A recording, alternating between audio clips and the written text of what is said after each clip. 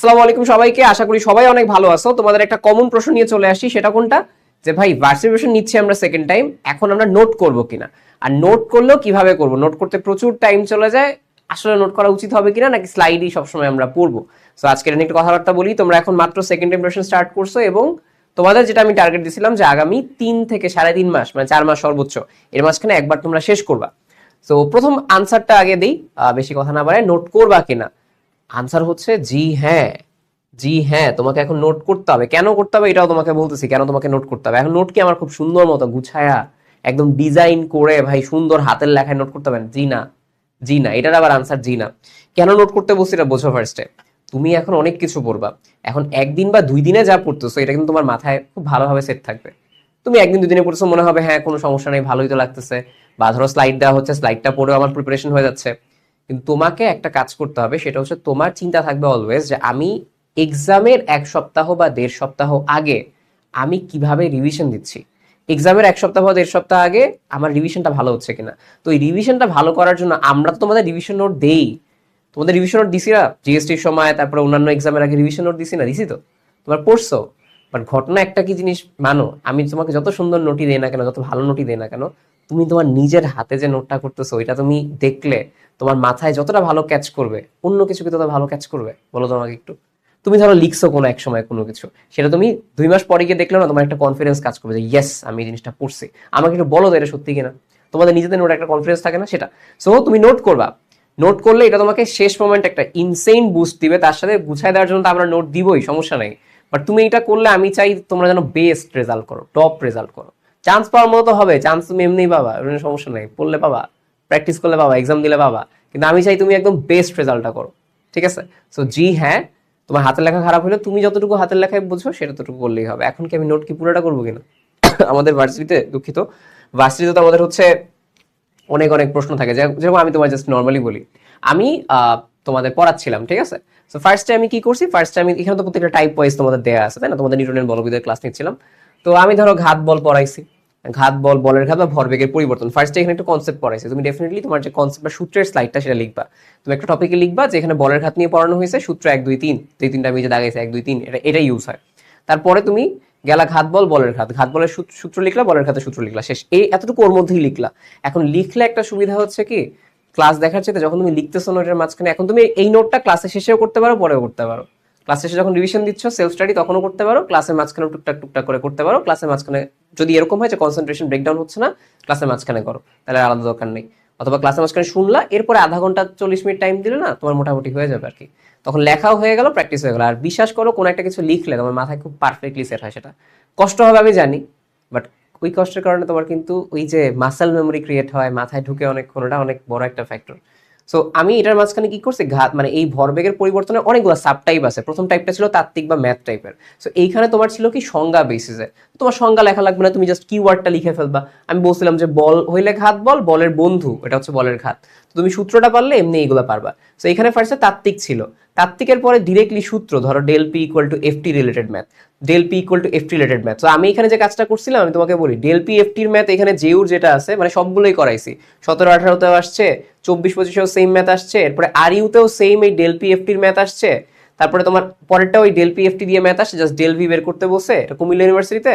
তারপরে ধরো সাস্টেট থেকে ওই ডেল পি এফ টির ম্যাথ আসছে। সো আমি ক্লাসের সময় কিন্তু তোমাদের সব ভার্সিটি করাইছি, যে ওই টাইপের মধ্যে, ওই সাব টাইপের মধ্যে যা আছে ওর মধ্যে ইনক্লুড করে দিছি। তুমি কি সব করতে যাবা না? তোমার ইচ্ছা হয়েছে যে ভাই আমার কাছে মনে হয়েছে যে আমি এই ডেল ভি এর ম্যাথটা করে ফেললে আমার ডেল পি দুইটাই হচ্ছে আছে, আমি ক্লাসে বলে দিই এটা, যে তুমি এটা লেখো। তাহলে তুমি যে কাজটা করবা, তুমি হচ্ছে এই একটা জাস্ট শুধুমাত্র তুলে ফেলবা। একটা কি করবে, এখন কি তুমি পুরো প্রশ্ন তুলবা না, তুমি লিখবা হচ্ছে যে m5 kg t5 second f10 newton del V equal to what, এরপরে লিখবা del V equal two ft/m, এরপরে আনসারটা করে ফেলবা। সো এটা সুবিধা হচ্ছে কি, তুমি যখন এক্সামে যাবা না, এক্সামে প্রিপারেশন নিবা লাস্ট মোমেন্টে, তখন এরকম প্রতিটা টাইপ থেকে একটা বা দুইটা এইভাবে লিখে রাখবা। প্র্যাকটিসও হইলো হাতে, ওই যে সেলফ স্টাডির কথা যেটা বলছো, প্র্যাকটিসও হইলো হাতে। 2 নম্বর লাস্ট মোমেন্টে তুমি এটা দেখলে তোমার মাথায় রিকলটা ভালো মতো হবে। দুঃখিত, আমার কাশি হয়েছে এই জন্য আর কি। আচ্ছা, তারপরে দেখো সেকেন্ড একটা সংঘর্ষের পরে উল্টা দিকে যখন যায়, এটাও del P equal to F T, এটা কিন্তু আরেকটা সাব টাইপ, আমি এই জন্য সাব টাইপ করছি। একই সূত্র বাট সাব টাইপ।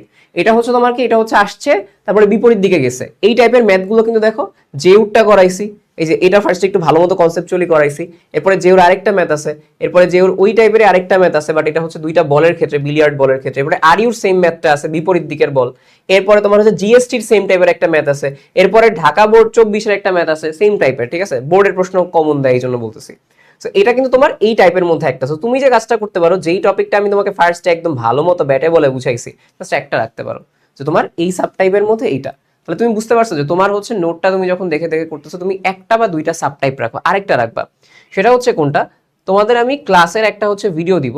ক্লাসের ভিডিও মানে হচ্ছে কি, যে ক্লাসটা কিভাবে করতে হয়। তো ক্লাস করার টাইমে তুমি নিজেও সেলফ প্র্যাকটিস করতে থাকবা। একটা টাইপ যখন করাইছে, আমি তো তোমাকে কি করি, আমার ক্লাস কেন হচ্ছে আমি আস্তে আস্তে সবগুলো করাই দিই, যেন তোমার একটা ক্লাসে সব করা হয়ে যায়। তো তুমি একটা টাইপ করলা, পরের টাইপও দেখলা সেম, ভাই সেম টাইপে আবার পড়াচ্ছে, ওই টাইমে তুমি নিজে নিজে চেষ্টা করবা। এবং ওই টাইমে প্র্যাকটিস করতে গিয়ে তুমি দেখবা কি কিছু ম্যাথ আটকে গেছো, ভাই সেম ম্যাথ তাও পারলাম না কেন? ওই জায়গায় একটা ঝামেলা ছিল, ওই জায়গায় একটা কনভার্সন ছিল, ওই জায়গায় মনে হয় আমি একটা ম্যাথমেটিক্যালি ঝামেলা করছি। তাহলে ওইটা যেটা পারি না বা প্রবলেম আছে, ওইটাও আমি একটু তুলে রাখবো, একটা নোট ডাউন করে রাখবো, যেটা আমার সমস্যা। সুবিধা হচ্ছে এইটা যদি তুমি একটু হইলেও 30-40 মিনিট এখন টাইম দাও, আমি মানি এটা তোমার সময় লাগবে বেশি, ভাই কষ্ট ছাড়া কিছু হবে না। কিন্তু তুমি যখন এটা দিচ্ছ, এই সময়টা দিচ্ছ, বিশ্বাস করো এটা তোমার লাস্ট মোমেন্টে রিভিশন দিতে কি পরিমাণ যে হেল্প করবে, ইনসেন, ইনসেন রকম হেল্প করবে। রাদার তুমি এই যে এখন, মানে আমি বলতেছি যে হ্যাঁ, আমি আমি স্লাইড অনেক সুন্দর করে সাজাইছি, চেষ্টা করছি, দেখো টাইপের মাঝখানে যে বল, যেটা বলের মাঝখানে প্রথমে তাত্ত্বিক পড়া আছে, তাত্ত্বিকটা পড়াইছি ফার্স্টে, ঠিক আছে? এরপরে ম্যাথমেটিক্যালটা বলের মাঝখানে আমি টাইপের মধ্যে সাব টাইপ করছি। এরপরে তুমি গিয়ে দেখবা হচ্ছে আবার আমি বলের বাধা রিলেটেড বেশ কিছু ম্যাথ করাইছি।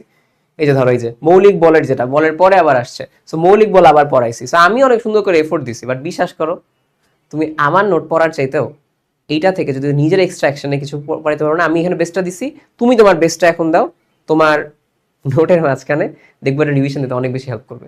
নিজেরটার উপর কথা নাই কোনো, বুঝছো? তুমি ক্লাসটা পড়ে যদি বুঝো, আমরা গুছাই দিলাম, তুমি তারপরে যদি নিজে একটা করো না, বেস্ট, দি বেস্ট একটা প্রিপারেশন নিতে পারবা। তো আমাকে বলো একটু কষ্টটা করতে রাজি আছো কিনা তোমরা? কষ্টটা করতে রাজি থাকতে হবে তোমাদের, ঠিক আছে? সো এই ব্যাপারটাই আমি বললাম যে নোটটা করো, নোট যে খুব সুন্দর হাতের লেখায় হইতে হবে এটা না, বাট মেইনলি চেষ্টা করবা ইম্পর্টেন্ট গ্লিমস, ইম্পর্টেন্ট সূত্র, ইম্পর্টেন্ট টাইপের ম্যাথ, যেগুলো বারবার বলি যে ভাই এটা বারবার আসে, বিশ্বাস করে এটা বারবার আসে, ওগুলো করো, ইনশাল্লাহ খুব ভালো প্রিপারেশন হবে। ভার্সিটি সেকেন্ড টাইমে আমরা কোনো হেলায় ফেলায় যেন চান্স মিস না করি, এটা হচ্ছে একটা কথা। সিঙ্গেল টু সিঙ্গেল আমরা যেন একদম ভালো রেজাল্ট করতে পারি, শুধু চান্স পাইলে হবে না, চান্স আমরা পাবো ইনশাল্লাহ, সেকেন্ড টাইমে আমরা পরিশ্রম করলে চান্স পাবো। আমরা বেস্টেস্ট সাবজেক্টটা, আমার যেটা মন চাবে সাবজেক্টে আমি সেটাই চান্স পাবো, আমি আমার ইচ্ছা সেটা, আমি যেই সাবজেক্ট মন চাই আমি সেটাই সাবজেক্ট, আমি যেই জায়গায় আমার ভার্সিটিতে মন চাবে সেটাই আমি চান্স পেতে, আমার ওইরকম র্যাঙ্ক করতে হবে। ঠিক আছে, টাটা, আল্লাহ হাফেজ। বুঝতে পারছো? আর করবা কিনা আমাকে বলো। হ্যাঁ ভাই করবো, নাহলে না করলেও বলবো না ভাই করবো না, ঠিক আছে? সমস্যা নেই, ঠিক আছে, আল্লাহ হাফেজ।